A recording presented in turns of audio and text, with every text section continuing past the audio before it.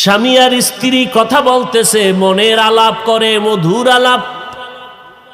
হঠাৎ স্ত্রী দিনদার, ভালো বাবার সন্তান, স্বামীকে একটু পরীক্ষা করতেছে। এই স্বামী, তুমি আমারে কেমন মোহব্বত করো? বলে, জীবন দিয়া মরণ দিয়া সব তোমার জন্য, তুমি আমার জীবন, তুমি আমার মরণ। তাই নাকি? বলে, হা। কেমন? বলে, তোমার জন্য আমার সব, চাইতে দেরি পাইতে দেরি নাই। স্ত্রী বলে, চাইলেই যদি আমাকে দাও। ওয়াদা কয় ওয়াদা, ভাঙবা না কয় ভাঙবো না, কয় আমারে তালাক দাও। স্বামী কইলে, একটা কথা কইলা, মাথা গরম, মরিয়া গেল তো এই কথা বলা যাবে না।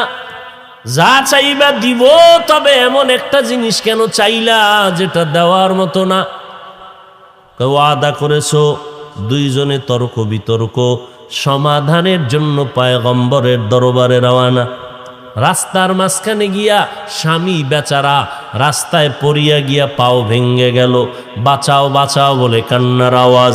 স্ত্রী হাত ধরে কয়, নবীর দরবারে যাওয়ার দরকার নাই, বাসায় চলো। দইরা নিয়া বাসায় ইসা কয়, স্বামী আমারে মাফ করে দাও, আমি যে তালাকের আওয়াজ দিছিলাম উড্ড করে নিলাম, আর আমি এই কথা বলবো না। স্বামী ডাক দিয়া কয়, বিবি, কেন তুমি তালাক চাইলা, আবার উড্ড করে নিলা বলো? এবার স্ত্রী বলে, তুমি নবীর হাদিস শুনাইছো, মদিনার নবী বলছেন, আল্লাহ যারে বেশি ভালোবাসবেন তারে মুসিবত দিয়ে পরীক্ষা নিবেন। তোমার ঘরে সংসার করতে আসলাম, আজও পর্যন্ত তোমার ঘরে কোনো কান্না নাই, কোনো আফসুস নাই, কোনো মুসিবত দেখি না। ভাবলাম যেখানে কোনো মুসিবত নাই ওখানে মাওলা পাকের কোনো রহমত নাই, যেখানে মাওলার রহমত নাই ওখানে আমি আল্লাহর বান্দি থাকতে চাই না, এই জন্য তালাক চাইলাম। কিন্তু রাস্তার মাঝে যাওয়ার পর পাওটা ভেঙ্গে যখন তুমি কান্না শুরু করেছো, আফসুস যখন শুরু হয়ে গেল, তোমার উপরে মুসিবত চলে আসলো। মুসিবত যেহেতু আছে, মাওলা পাকের রহমত আছে, মাওলার রহমত যেখানে আছে আমিও সেখানে আছি।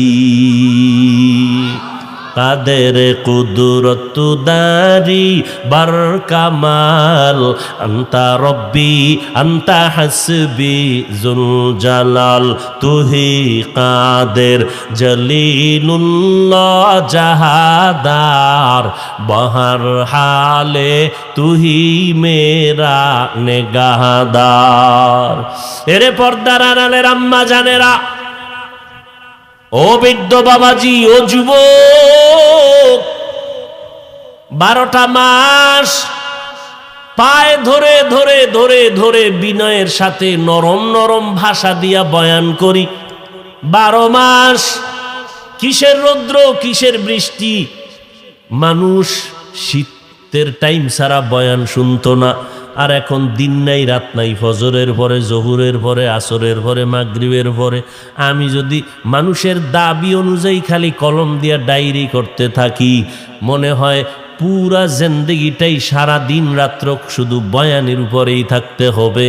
ফজরের পরে কয় হুজুর রাজি, ফজরের পরে দিল রাজি, রাত্র 3টায় রাজি, জহুরের পরে দিবেন রাজি, একটু সময় দিলেই হবে, আইসা 2-10 মিনিট একটু দোয়া করে দিবেন, তাতেই খুশি। ও আল্লাহর বান্দারা, এত বয়ান করার পরও কেন তুমি আল্লাহর হুকুম মানতে চাও না? অথচ তুমিও মুসলমান, আমিও মুসলমান, তোমার আল্লাহ আমার আল্লাহ এক, তোমার নবী আমার নবী এক, তোমার কাবা আমার কাবা এক, তোমার কোরআন আমার কোরআন এক, তোমার ধর্ম আমার ধর্ম এক, তোমার আল্লাহ আমার আল্লাহ এক, দুনিয়াতে তুমি আমি আসছি তাও এক। শুধু কুমিল্লাওয়ালারা লঙ্গি ভরে জমিনে আসছে। কি লঙ্গি ভরে আসছেন? আপনি যেইভাবে আসছেন আমরাও সেইভাবে আসছি। এরে যুবক, ভালো করে বুঝো, আল্লাহ কুকুর শুকর গরু ছাগলের আল্লাহ জ্ঞান দেয় নাই ভালো মন্দ যাচাই করার। আল্লাহ শুধু মানুষকে আকল দিছেন ভালো মন্দ যাচাই করার জন্য। একটু বিবেক দিয়া চিন্তা করো, একই ধর্মের মানুষ আমরা, আসছি দুনিয়াতে এক, বিদায় বেলাও চাও হবে এক। আজকে আমি বক্তা তুমি শ্রোতা, আমি ডাক্তার তুমি রোগী, আমি ইমাম তুমি মুক্তাদি, যতই ভেদাভেদ দেখাও না কেন মরণকালে সবার তিনটা সাদা কাফন হবে, সব এক। কাফনের মধ্যে যখন ঢুকবি ওই সময় টের পাবি মাস্তানি করার মজাটা কেমন।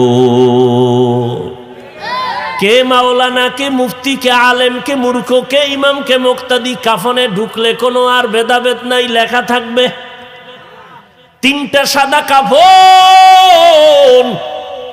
কবরের সাইজও হবে এক। মাটি দিয়া পাড়াইয়া বিদায় হওয়ার পরে দুইজন ফেরেশতা সবার কবরে আসবে তিনটা প্রশ্ন করার জন্য। তুমি হুজুর না আলেম না মূর্খ, তুমি কোন ধর্মের মানুষ জানার দরকার নাই, তুমি কয় টাকার মালিক জানার দরকার নাই। পিসাবকেও যেই প্রশ্ন, মুরিদেরও সেই একই প্রশ্ন, আলেমের যেই প্রশ্ন, আওয়ামদেরও সে একই প্রশ্ন। তিনটা প্রশ্ন সবার বেলায় এক। রবের পরিচয় দাও, ধর্মের পরিচয় দাও, রহমাতুল্লিল আলামিনের পরিচয়টা দাও। মদিনার নবী বলেন এই প্রশ্নের জবাব যারা দিতে পারবে তাদের কবর হবে রওজাতুম মির রিয়াজিল জান্নাহ আও হুফরাতুম মিন হুফারিন নার। যারা জবাব দিতে পারবে না তাদের কবর হবে জাহান্নামের টুকরা। ও আল্লাহর বান্দারা, হিন্দুদের ধর্ম আলাদা, আদর্শ আলাদা, খ্রিস্টানদের ধর্ম আলাদা, আদর্শ আলাদা, ইহুদিদের ধর্ম আলাদা, আদর্শ আলাদা। তুমি আমি মুসলমান, তোমার ধর্ম আমার ধর্ম এক, আদর্শ তো হবে এক, পোশাক সবার হবে এক। তুমি এক পোশাক পরো, আমি আর এক পোশাক পরি, এরকম ভিন্ন কেন? ও মুসলমান নবীর আশেকের দল, আজকে যদি পাও দইরা দইরা এই রকম বয়ান যদি 6টা মাস ডেলি 1 ঘন্টা হিন্দুদের মন্দিরে গিয়া করতাম, আমার অন্তর বলে ওরা সব মদিনাওয়ালার আশেক হয়ে যাইত। খ্রিস্টানদের গির্জায় গিয়া যদি দৈনিক 1 ঘন্টা পাও দইরা দইরা বয়ান করতাম, মনে হয় সবাই মদিনার আশেক হয়ে যাইত। অথচ তোমাদের তাবলিগওয়ালারা বয়ান করে, পীর সাহেবরা বয়ান করে, জুমার দিন খতিব সাহেবরা বয়ান করে, আমরা 12টা মাস পাও ধরে ধরে বয়ান করি। বয়ান কইরা তো এই কথা বলি না, গায়ের জোরে চাপ দিয়া বলি না। তাবলিগ না করলে গুনাহ হবে, একবারও বলি না। কওমি মাদ্রাসায় না পড়লে গুনাহ হবে, একবারও বলি না। পাঁচকল্লি টুপি মাথায় না দিলে গুনাহ হবে, একবারও বলি না। চরমনাই না গেলে গুনাহ হবে, একবারও বলি না। এরে বাবা, উজানি না গেলে গুনাহ হবে, একবারও বলি নাই। স্কুলে পড়লে গুনাহ হবে, একবারও বলি নাই। বরং কি বলি? বলি সব বয়ানের কথা দুইটা, গোলামি যতদিন বেঁচে থাকবা করবা আমার আল্লাহর, যতদিন দুনিয়ায় বেঁচে থাকবা আদর্শ মানবা মদিনাওয়ালা নবীর। এই দুইটা কথাই তো তোমার অন্তরে ঢুকাইতে চাই। স্কুলে পড়ো বাধা নাই, কলেজে পড়ো বাধা নাই, বিশ্ববিদ্যালয়ে যাও বাধা নাই, চাকরি করো বাধা নাই, ইংরেজি পড়ো বাধা নাই, ইতিহাস পড়ো বাধা নাই, ডাক্তারি পড়ো কোনো নিষেধ নাই, ইঞ্জিনিয়ারিং পড়ো নিষেধ নাই, যে লাইনে থাকো কোনো বাধা নাই।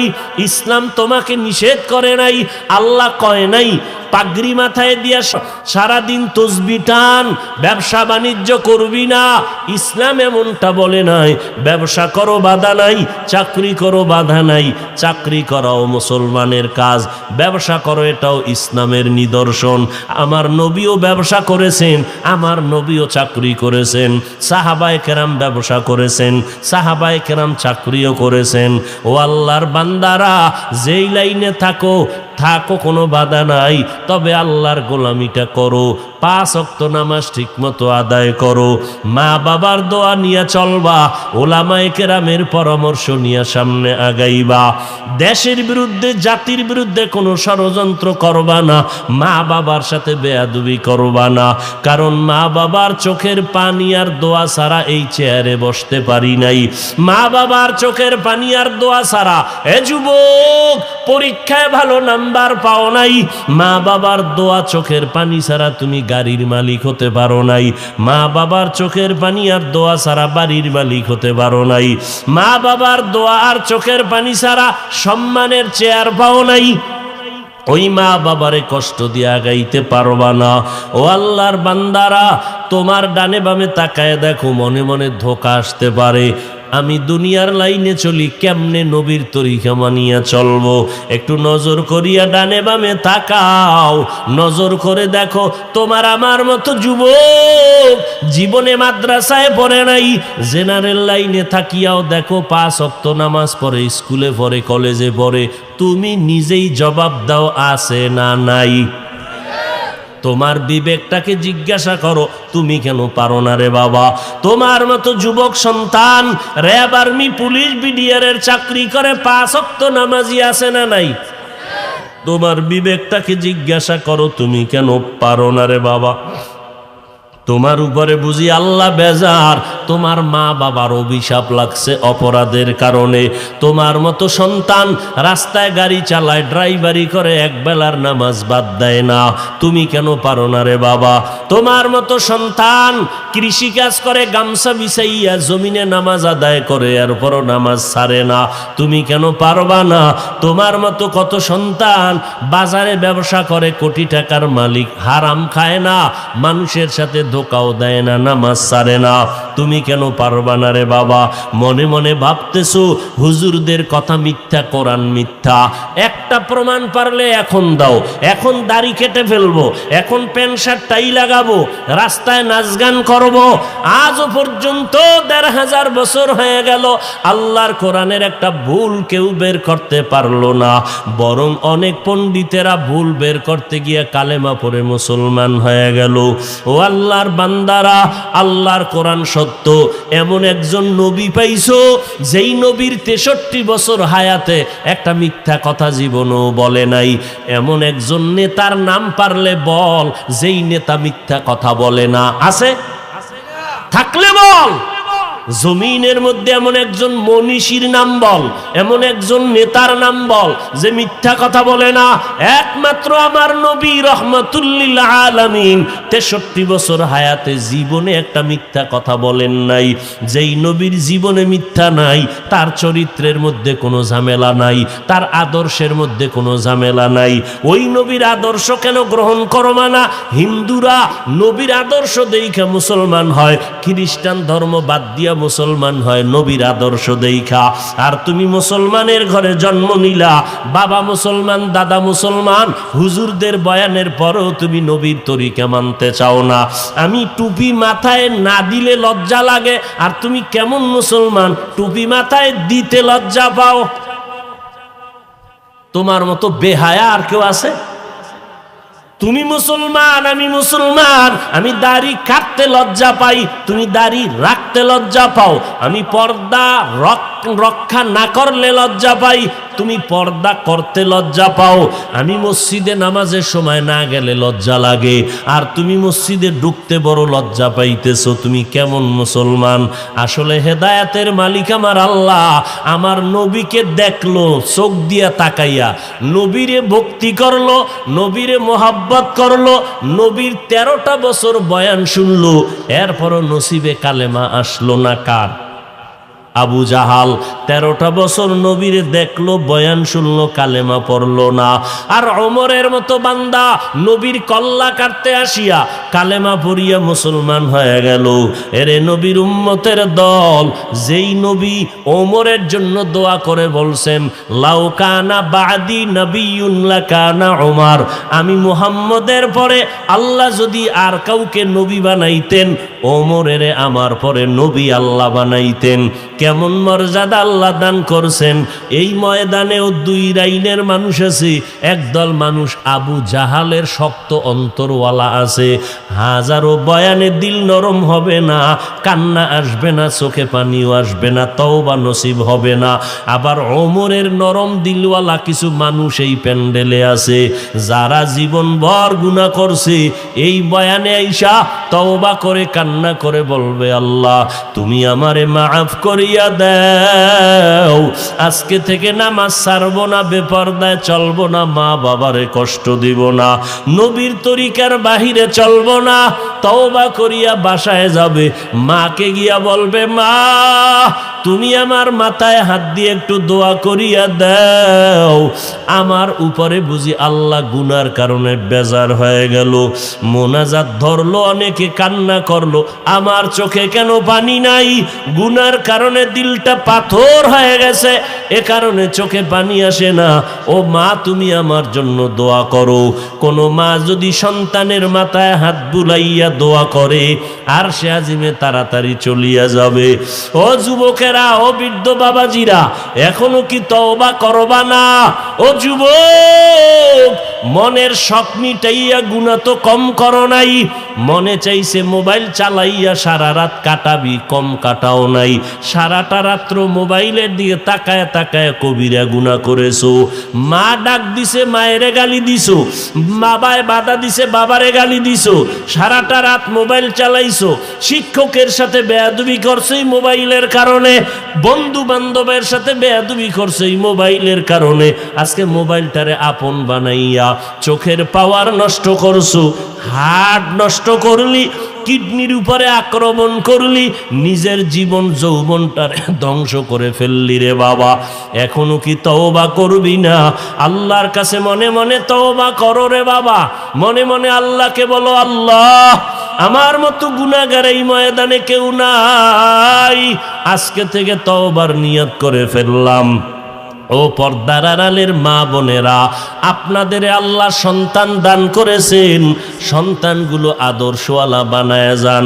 আপনারা তো নবীদের মা, আপনারা তো সাহাবায়ে কেরামদের মায়ের মতো মা, আপনারা খাদিজা রাদিয়াল্লাহু আনহার মতো করো দামি নারী, আপনারা আয়েশা রাদিয়াল্লাহু আনহার মতো দামি নারী, আপনারা খাদিজা রাদিয়াল্লাহু আনহার মতো নারী, ফাতেমা রাদিয়াল্লাহু আনহার মতো নারী। আপনাদের কত মর্যাদা, আলেমের মা, হাফেজে কোরআনের মা।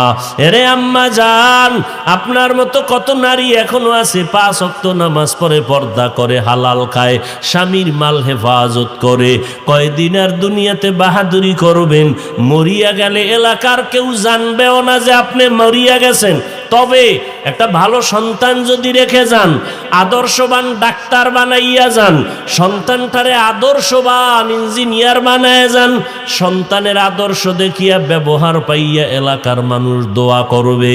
সন্তানের দোয়ার কারণে আপনি মাও দোয়া পাইতে থাকবেন, আপনাকেও মানুষ দোয়া করবে। অতএব সন্তানটারে আদর্শওয়ালা ডাক্তার বানায় যাবেন।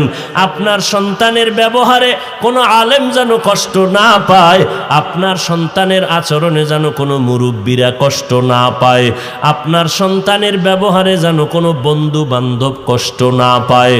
স্কুল কলেজে পড়বে বাধা নাই, তবে নামাজ যেন 5 ওয়াক্ত পড়ে, আলেম ওলামাদের পরামর্শ নিয়ে চলে, আপনি মায়ের দোয়া নিয়ে চলে। ওই মা সন্তানটারে হাতে ধরে পায়ে ধরে বুঝাইয়া আদর্শওয়ালা বানায় যান। আল্লাহর কাছে দোয়া করতে থাকেন, নামাজ পড়িয়া স্বামীর জন্য দোয়া করেন, স্বামীর আয় উন্নতির জন্য দোয়া করবেন, স্বামীর মাল হেফাজত করবেন। স্বামীর মাল হেফাজত করলে বরকত হবে, আপনার সংসার সুন্দর হবে। আর যদি সম্পদ স্বামীর অগোচরে নষ্ট করেন, বরকত নষ্ট হয়ে যাবে, আপনাকেই শেষ ফল কান্না করতে হবে। অতএব আল্লাহর কাছে এখনো সময় আছে, পিছনের গুনাহ থেকে তওবা করেন। ও যুবকেরা, আল্লাহর কাছে তওবা করো। ও আল্লাহ, আজকে থেকে নামাজ ছাড়বো না, বেপরদায় চলবো না, মা বাবাকে কষ্ট দিব না, ওলামায়ে কেরামের বিরোধিতা করব না, নবীর তরিকার বাহিরে চলবো না। তওবা করার মতো যদি কারো নিয়ত হয়, অন্তরে যদি মুনাফিকি দুর্বলতা না থাকে, খাঁটি তওবার নিয়ত যাদের আছে, তারা দুটো হাত আমার আল্লাহকে দেখায়া দেন। আয় আল্লাহ, রাতের গভীরে তুমি আল্লাহকে ডাকবা। আল্লাহ বলেন, লাব্বাইকা ইয়া আবদি। 1 সেকেন্ডের জন্য দরওয়াজা বন্ধ নাই। সমুদ্রের মাঝে গিয়া যদি ডাক দাও, ইয়া রব, আমার আল্লাহ সেখানেও জবাব দিবেন, লাব্বাইকা ইয়া আবদি। আমার আল্লাহকে মহিলারাও ডাকলে জবাব দিবেন, পুরুষেরাও ডাকবে জবাব। এমন কি কোনো বিধর্মীয় যদি আল্লাহকে ডাকেন আল্লাহ জবাব দেন। এক আল্লাহর বান্দা মূর্তি পূজা করে, একটা মূর্তি সামনে নিয়ে সনম সনম সনম বলে জিকির করে, হঠাৎ তার অজান্তে জবান থেকে সনম শব্দ বের হওয়ার পরিবর্তে বের হয়ে গেল সমাদ, আল্লাহুস সমাদ। এত বছর যে সনম সনম বলে ডাকছে কোনো আওয়াজ নাই, আজ সমাদ শব্দ যখন বের হয়ে গেল সাথে সাথে গাইবি আওয়াজ, লাব্বাইকা ইয়া আবদি। আল্লাহর বান্দা বলেন, এত বছর আমি সনম সনম বলে ডাকলাম, কোনো জবাব নাই। আজ আমার জবান থেকে সমাদ শব্দ বের হলো, জবাব আসলো, কে আপনি? আবার জবাব আসলো, আনা রব্বুক, আমি তোমার রব। আমি অপেক্ষায় ছিলাম কখন তুমি আমাকে রব বলে ডাকবা, আল্লাহ বলে ডাকবা, আমার দরজায় ফিরে আসবা। কারণ তোমাকে কথা বলার শক্তি তোমার মা বাবা কেউ দেয় নাই, আমি আল্লাহ তোমাকে কথা বলার শক্তি দিলাম। দুনিয়াতে আমি আল্লাহ তোমাকে যখন পাঠিয়েছি তুমি দাঁড়াইতেও পারো না, কথা বলতেও পারো না। তুমি দুনিয়াতে আসার পরে তোমার একটাই পুঁজি, কান্নার আওয়াজ। আর তোমার কান্নার আওয়াজ দিয়ে কখন কি তোমার প্রয়োজন, এই প্রয়োজনটা তোমার বাবাও বুঝে না, একমাত্র তোমার মা বুঝে বুঝে সব আয়োজন করেছে। তুমি কান্না করেছো, বুঝাইতে চেয়েছো তোমার বড় ক্ষুধা লাগছে, মা তোমার কান্নার ভাষা বুঝে খানার আয়োজন করেছেন। তুমি কান্না করেছো, মা ছাড়া বাবা পর্যন্ত বুঝে নাই। বাবায় বলে বাচ্চা কাঁদে কেন, খানা দেও। মা বলে 5 মিনিট আগে খানা দিয়েছি, আবার কেন খানা দিব? বাবায় বলে তো কান্না করে কেন? মা বলে এই কান্নাটা তার ঘুমের আগের কান্না, খানার কান্না না। ঘুম যাবে বিদায় বাচ্চা এখন কান্না করে। আল্লাহ বলেন, আমি আল্লাহ তোরে দুনিয়াতে পাঠানোর পর একটা মা বাবাও কোনোদিন আমাকে বলে নাই কথা বলার শক্তি দাও। কোনোদিন তোর মা বাবা বলে নাই আমার সন্তানের দাঁত নাই, দাঁত দাও, হাঁটতে পারে না, হাঁটার শক্তি দাও। যখন যেটার প্রয়োজন আমি আল্লাহ চাওয়ার আগে সব ব্যবস্থা করে দিয়েছি। আমি আল্লাহ পাক সব কিছুর আয়োজন করেছি। তোরে হাঁটার শক্তি দিলাম, কথা বলার শক্তি দিলাম, দেখার শক্তি দিলাম। এখন তুই কচি কণ্ঠে আব্বু বলে ডাক দাও, বাবার কলিজা ঠান্ডা হয়। কচি কণ্ঠে তুই আম্মুকে আম্মু বলে ডাক দাও, মায়ের কলিজা ঠান্ডা হয়। আমি আল্লাহ বাধা দেই নাই। তুই মাকে মা বলে ডাকবি, বাধা নাই। বাবাকে বাবা বলে ডাকবি, বাধা নাই। কিন্তু তোর মা বাবা সামান্যতম তোমার খানা দানা, বস্ত্র, বাসস্থানের ব্যবস্থা করেছে। আর আমি আল্লাহ যে তোরে জিব্বা নামের মেশিন দিয়ে কথা বলার শক্তি দিলাম। আমি আল্লাহ অপেক্ষায় থাকি। মাকে ডাকো, বাবাকে ডাকো, মাঝে মাঝে আমি আল্লাহকে একবার আল্লাহ বলে ডাক দিবা। যদি একবার আল্লাহ বলে ডাক দেও, আমি আল্লাহ তোমার দিলের হালাত জানি, চাওয়ার আগেই সব ব্যবস্থা করে ফেলবো। আতিনা ফি দারে দুনিয়া না হাসান, আতিনা ফি দারে উকবা না হাসান, ইয়া গিয়াসাল মুস্তাগীসিন ইহদিনা লফতিখারা বিল উলুমে ওয়াল গিনা।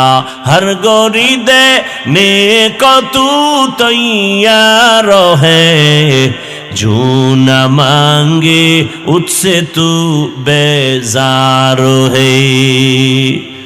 আল্লাহ তাআলা বলেন, আমাকে দুনিয়াতে যে তোকে কিছু দেয় সব স্বার্থপর।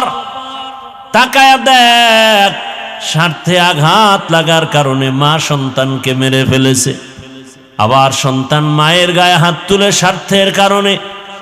আর আমি আল্লাহ কেমন দয়ার মালিক, আমি আল্লাহ পাক এত মায়ার দরজা দিয়ে আমি তোকে আদর করি। আমি যদি সামান্যতম স্বার্থপর হইতাম, আমার দেওয়া পানি, আমার দেয়া সূর্যের আলো, চাঁদের আলো, আমার দেয়া জমিনের ফসল, গাছের ফল, নদীর মাছ খাও, আবার আমার দেওয়া নেয়ামত ভোগ করিয়া আমার হুকুম মতো নামাজে যাও না। ফজরে তোরে ডাক দিলাম, আয় মসজিদে গিয়া হাজিরা দাও। মসজিদের হাজিরায় তোমাকে পাওয়া যায় নাই, আমি আল্লাহ বেজার না। আবার তোমাকে জোহরের হাজিরায় ডাক দেওয়া হলো মুয়াজ্জিনের দ্বারা, জোহরের হাজিরায় যাও নাই, আমি আল্লাহ তোমাকে আবার আসরে ডাক দেওয়ার ব্যবস্থা করলাম। আমি রাগ করি নাই, যদি আসরও আসতে পারো ফজর জোহরের সব গুনাহ মাফ করে দিব। বান্দা আসরও আসো নাই, আমি আল্লাহ রাগ না করে আবার মাগরিবে ডাকার আয়োজন করলাম। আসো নাই, এশায় ডাকলাম, সেখানেও হাজিরা দাও নাই। মুয়াজ্জিনের মাধ্যমে ডাকার পর, আলেম ওলামার ডাকার পরেও আসো নাই। এবার আমি আল্লাহ কেমন দয়ার মালিক, আমি আল্লাহ নিজে রেডি হয়ে গেলাম, আমি নিজেই তোমাকে ডাকার জন্য হাজির হব। আমি আল্লাহ নিজেই ডাকার জন্য রেডি। অতিও গভীর হয় রজনী যখন, নীরবে প্রভুর নাম জপিও তখন। প্রভুর করুণা যদি পাইবারে চাও, গভীর রাতে উঠে প্রভুর গুণগান গাও। আল্লাহ তাআলা প্রতিদিন রাতের শেষ ভাগে ডাকতে আসেন। প্রথম আসমানে এসে ডাকেন, আলা মিন মুস্তাগফিরিন ফাগফির আলাহ। কে গুনাহ করেছো? পাহাড় পরিমাণ গুনাহ করেছো, 20, 30, 40, 50 বছরে। আমি রব ডাকতে আসছি, ক্ষমার দরজা খুলে ডাকতেছি। হাতের গুনাহ, চোখের গুনাহ, জবানের গুনাহ, অন্তরের গুনাহ, একবার যদি বিনয়ের সাথে চোখের পানি ছেড়ে ডাক দিয়া বলো, ইয়া রাব্বি গফিরলি, ও রব আমাকে দয়া করে মাফ করে দেন। আল্লাহ বলেন, তোর গুনাহ করিয়া পাহাড় বানাইতে লাগছে 50 বছর, আর আমি তোকে ক্ষমা করতে 1 সেকেন্ডেরও সময় লাগবে না। আমি আল্লাহ পাক তোকে ক্ষমার জন্য ডাকতেছি, ওঠ। গভীর রজনীতে জমিনের সব নীরব, গাছের পাখিরা ঘুমায়, নদীর মাছ ঘুমায়, সব প্রাণীরা ঘুমায়। এই সময় আমি ডাকতেছি, জবাব দাও। ওযু বানায় যদি একবার সেজদায় গিয়া কান্না করো, ক্ষমা চাও, আমি আল্লাহ তোমার জীবনের সব গুনাহ ক্ষমা করব। কারণ আমি চাই না কেউ জাহান্নামের দরজা দিয়া ঢুকবা।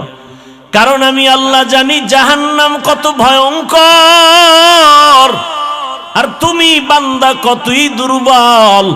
ওয়া খুলিকাল ইনসানু যায়ীফা, আমি মানুষ বড় দুর্বল করে সৃষ্টি করেছি।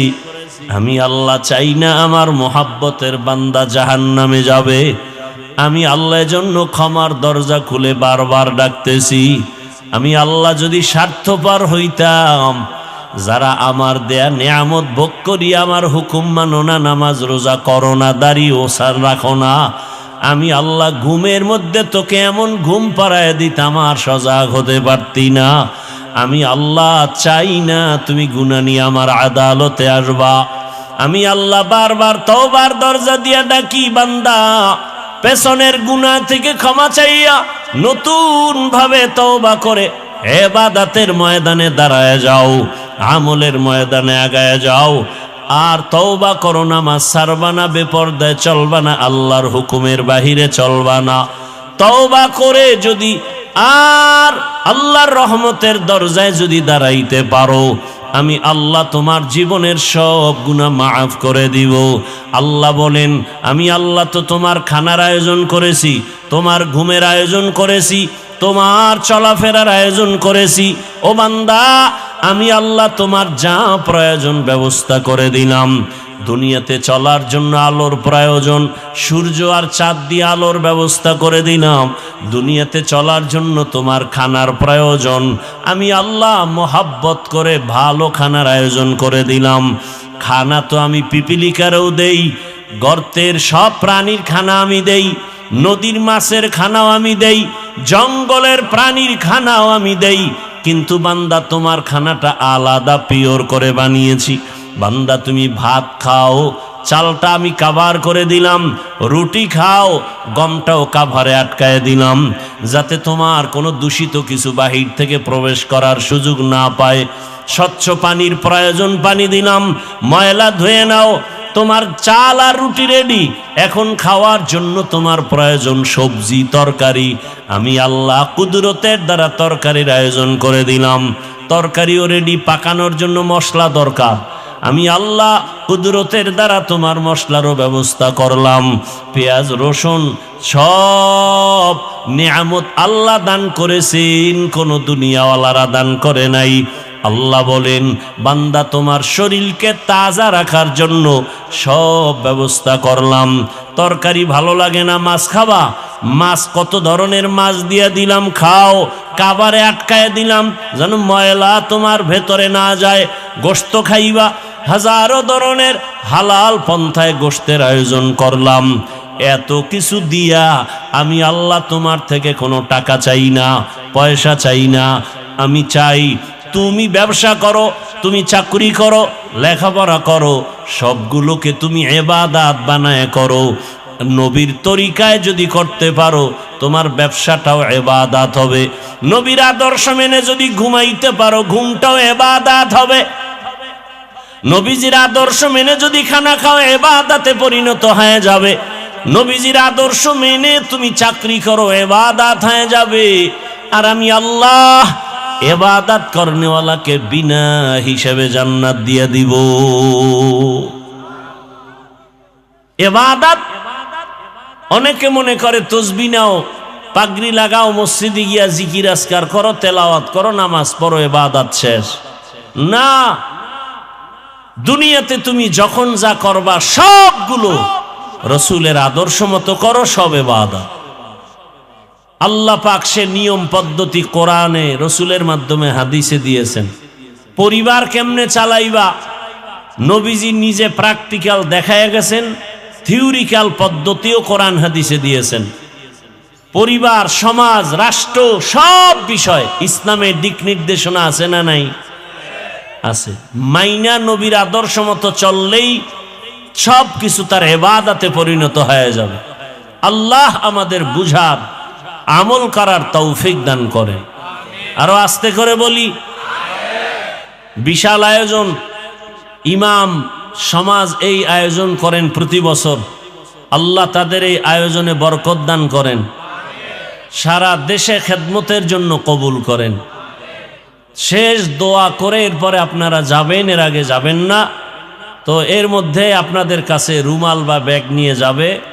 এই খেদমতের জন্য আপনারা বিসমিল্লাহ বলে পকেটে হাত দিয়া 1000, 500, 100 যা পারি দান করলে হায়াত বাড়ে, মুসিবত দূর হয়। দান করলে রিজিকে বরকত বাড়ে, কবরওয়ালাদের আযাব মাফ হয়। বিসমিল্লাহ বলে পকেটে হাত দেন সবাই, উঠা বসা করবেন না, ধারাবাহিক আলোচনা চলতে থাকবে। সবাই পকেটে হাত দেন, দায়িত্বশীলরা নেমে যান, স্বেচ্ছাসেবকরা দ্রুত নামেন, যারা দিব দ্রুত দেই, পকেটে হাত দেই, সবাই বিসমিল্লাহ বলি, যা পারি সাধ্য মতো দেই।